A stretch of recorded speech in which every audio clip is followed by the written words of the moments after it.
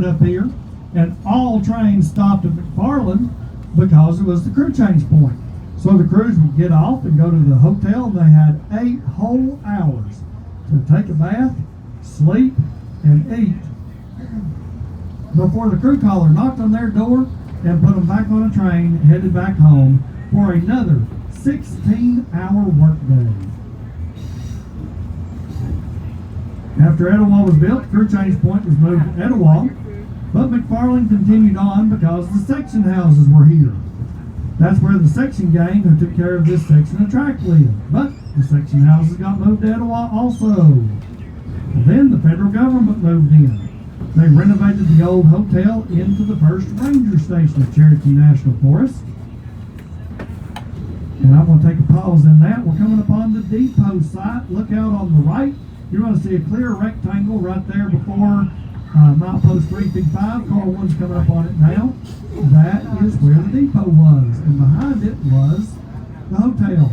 Here it is, car 2, the depot and the hotel site right here. Car 3 and 4, you're coming up on it right now. Well, the Forest Service decided that McFarland was just too far out in the middle of nowhere for them to have an office to be running this national forest. So they moved to, you guessed it, Etowah. Well, then TVA moved in, and TVA made a mess. And I'll point that mess out to you right now. You see those rocks behind the trees on the right? TVA did that. They dug those out of the inside of the mountain for that water tunnel, and they buried part of the town site in these rocks.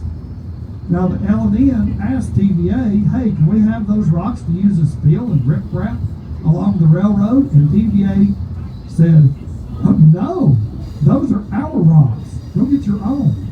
And so there they are, 80 years later, they're still TVA's rocks. All right, and up there on the mountain, TVA had a concrete plant to make the concrete to line the inside of the water tunnel. The foundation of it is still there, and the locals call it the launch pad. After TVA got done, they left, and the town began to dwindle away.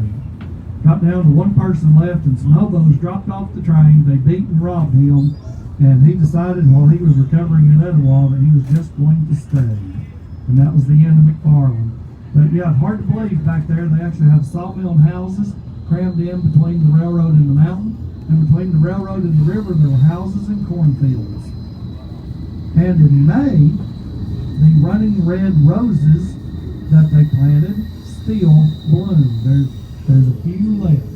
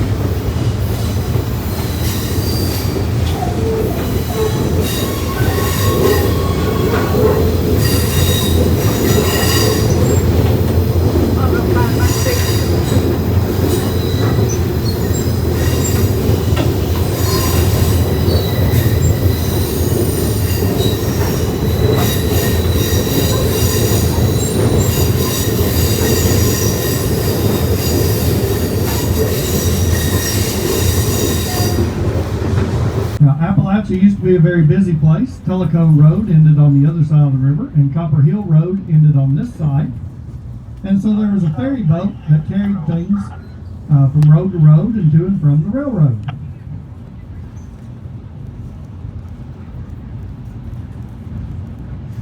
In fact, it was so busy they had 2 depots up here.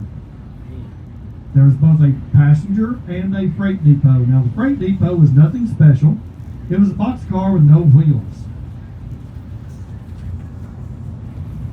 They just cut a few doors in it and a few windows, and there you have it, a depot. Now the water used to come up to the railroad bank right here. That's how much water has been taken out of the river. But in 1943, the little town ran into a problem. the ferry boat wouldn't float anymore because the dam was finished.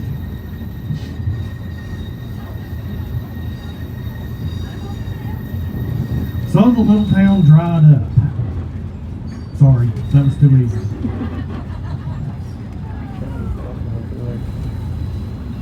Now the railroad functions continued a little longer, besides the siding over there.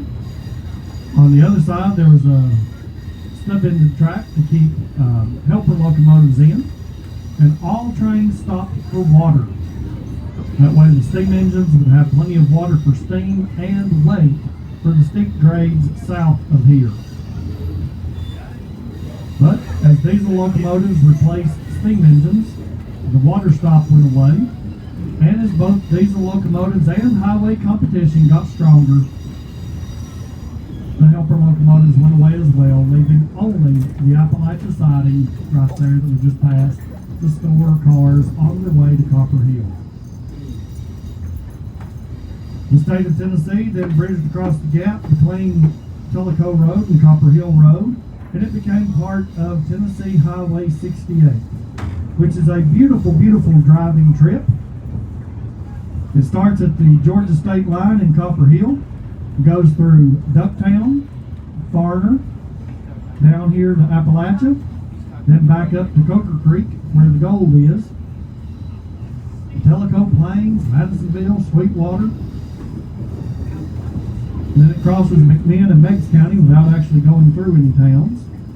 Crosses Watts Bar Dam, goes through Spring City, and then back up into the mountains again at Grand View, and through beautiful Grassy Cove, and then in Cumberland Homesteads it does join with US 127. There's the original alignment on the right, that shelf. That's where the track went to the switchbacks. And so we're now going over Tennessee Highway 68, a bridge over a bridge.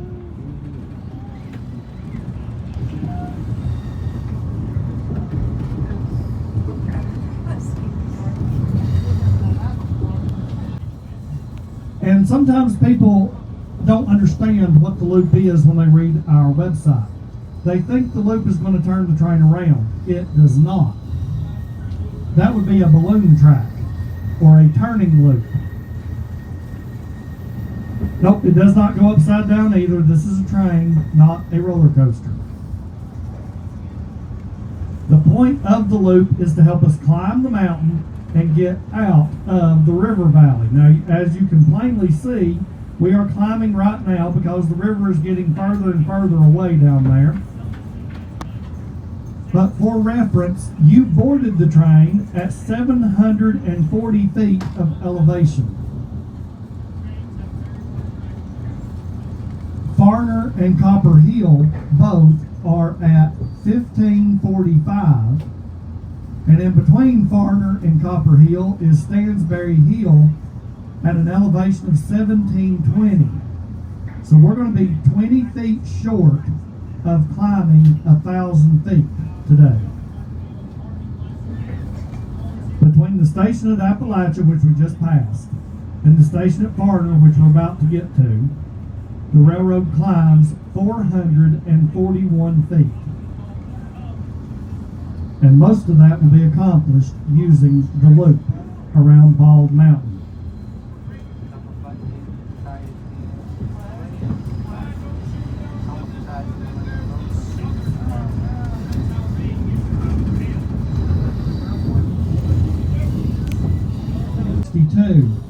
Now I got another trick question for you. How far away from 362 is 363? Should be a mile, right? And it is by the path that the train will follow. Car 1 is passing milepost 362 right now. Here it goes by car 2. And if you look up this valley, when the leaves are gone, you can actually see the loop trestle. Oh look! We're now passing milepost 363 as well. I don't see it out there. That's because it's up there on the side of the mountain above us. We are now in the loop. Milepost 363 and 362 are a mile away from each other by the path the train takes. But if you want to walk, there 200 yards. But I don't want to walk up something that steep. So look up these valleys and hollers on the right side. You'll see some train tracks up there. That's not a different railroad. That's the same track you're on right now. We're going to go all the way around the mountain and we will come back to this point, except we'll just be higher up. So we're using the mountain kind of like a spiral staircase. Right, now as we go around Bald Mountain, I think some of you are probably wondering why it is called Bald Mountain. Well, it's got a bald spot on it. Now I find I've had to translate bald spot from Tennessee into regular English. When you talk about a bald spot on a mountain, it means that there's no trees there, or maybe just a few trees. I had people, we took them to the bald spot 4 times, and they come out and told me that they never saw it. It doesn't have to be barren, it just means there's no trees there. This is a kudzu bald, okay? See, what happened was, as this area was being logged, they would drag the logs to that point, roll them down the mountain into the river, and they would float downstream to the different sawmills. Then in the 1920s, the federal government started nosing around in the American South, and they said, oh my goodness, you all have an erosion problem. But we're from the government. We're here to help. Plant this little plant. It will solve your problems. That's where the kudzu came from, the vine that ate the South. But the kudzu actually did something good right here. It preserved the bald spot so that we can enjoy it today.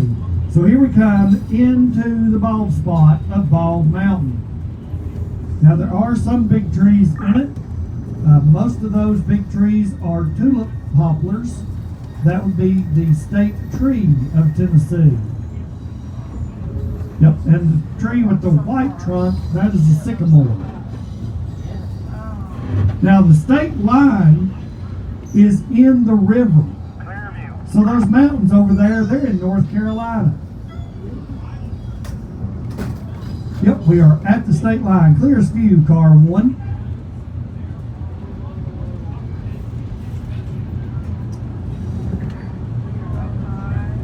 Now those trails you see through the kudzu, those are pig trails. And I'm not exaggerating. It really is the feral pigs that make those trails. In July and August and September, the pigs really go to work on the kudzu. Yep, all those vines, that is kudzu. Now the kudzu could be a useful plant. The leaves can be eaten like kale. The roots can be used to make a food starch or a flour. But my favorite thing is, it is a flowering plant in the pea family.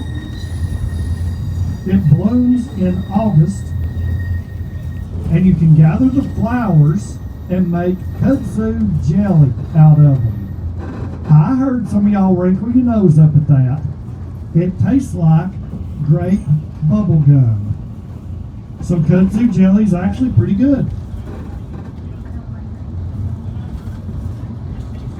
You'd have to order it online now. There used to be somebody that sold it in Copperhill, but she has closed her physical store up and went online. So, have to look on the internet. All right, now we're going to go under the loop trestle. Under the loop trestle. Everybody in the dome duck. Now, we made it yesterday. You'll be all right. Now, people look at this loop trestle and they ask me, is that the original trestle? Well, it's like having your great-grandfather's axe. Between you, your dad, and your granddad, you have put 3 new handles in it and 2 new heads. But it's still your great-grandfather's axe, right? So yeah, pieces are periodically replaced as needed. Early this spring, we did put 4 new uprights in it.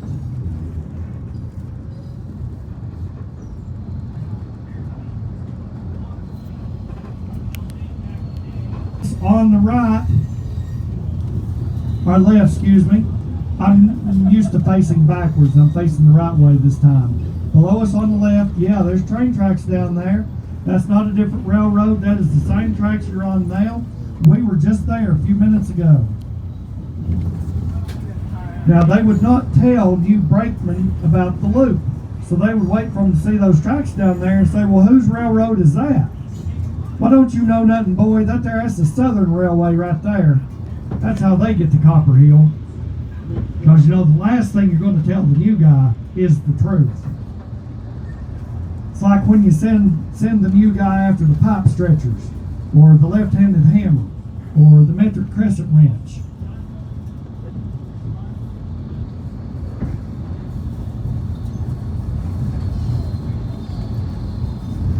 But see how much higher we are now? This is the point of the loop, to climb the mountain.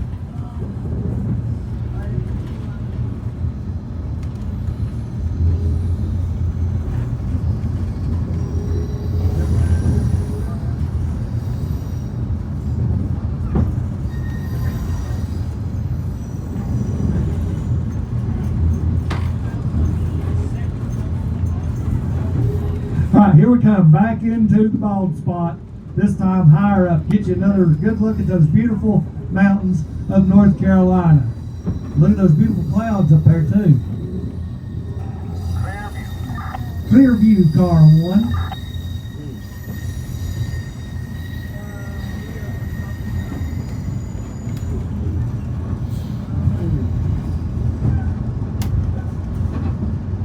Now fall starts here in all the places that I frequent. It starts right here in the bald spot and it spreads from here.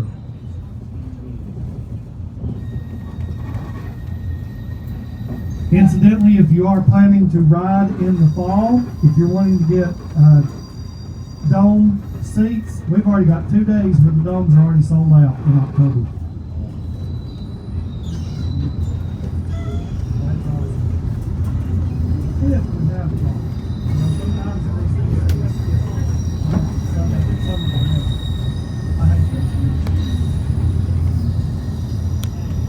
We'll make a left turn after turning right for well over a mile. We're going to go across the loop trestle now. That same trestle that we just went under, we're going to cross it. If you have 70 cars in a train, the train will go over itself at the loop trestle. Yep. So you can be up there in the engines, and you can look down and watch your train go under you. Right, look down, both sides, loop trestle, 80 foot high. And this is why the loop does not turn the train around, because when the track comes back together, there's 80 feet height difference. All right. The other loops are the Georgetown Loop in Colorado. We actually had somebody on the train yesterday who worked on the Georgetown Loop Railroad. They're a tourist railroad like we are. Then in California, you've got the Tehachapi and Williams loops.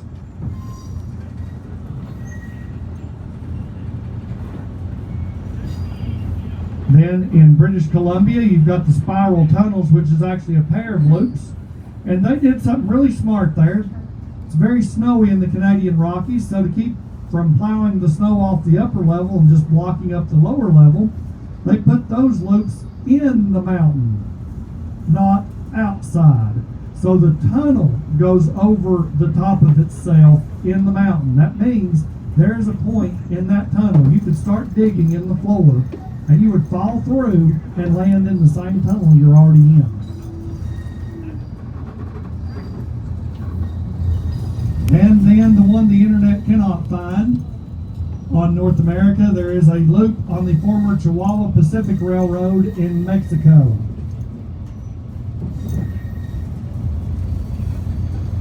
Yeah, the internet says there's only 5 loops in North America, and they forgot their geography.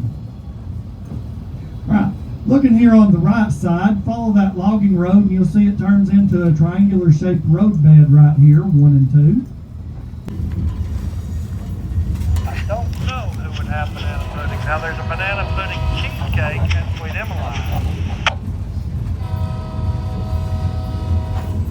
Thank you.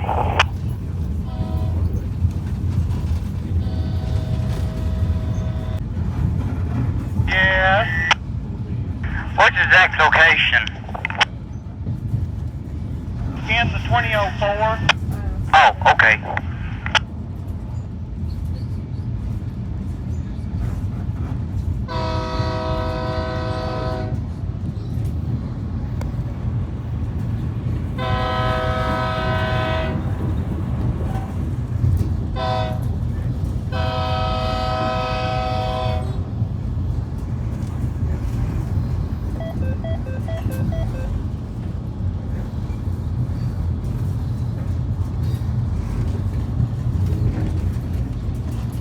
By the AP. Well, I was talking over you. I'm on my way back there.